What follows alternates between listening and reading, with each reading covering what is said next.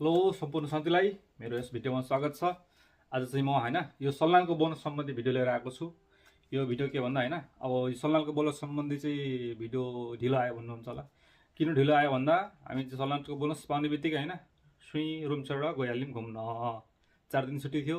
4 दिनमा हामी कति दिन 3 दिन 2 रात मस्त बाहिर बसेर घुमेर हैन मोटेलमा बसेर खाएर रमाइलो गरेर आयौँ हैन।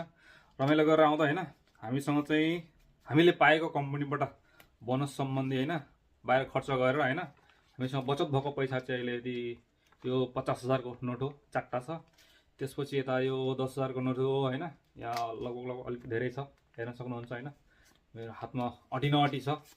यसको मस्त हावा खाउँदा हैन ए के रे हो हामी चाहिँ बाहिर खर्च गरेर यति चाहिँ हामीलाई बचत भयो हैन। अब तपाईहरुले चाहिँ सल्यानको बोनस कति पाउनुभयो, तपाई बाहिर घुम्न जाँदा खर्च गरेर तपाईको बचत भयो कि उल्टै गोजीबढी पैसा गयो सल्यानको हैन, त्यो कुरा पनि कमेन्ट गरिदिनुहोस्। हाम्रो कम्पनी चाहिँ खासै दिँदैनन् हैन, पोहोरभन्दा यसपालि चाहिँ थोरै भराको छ। अरू कम्पनी त 20 लाख 30 लाख 40 लाखसम्म दिने कुरो चाहिँ सुन्दैछु हैन। हामीले चाहिँ अलिक थोरै दिन्छ। तपाईले चाहिँ कति पाउनु हैन त्यो कुरा चाहिँ कमेन्ट गर्नुहोस् के। धन्यवाद।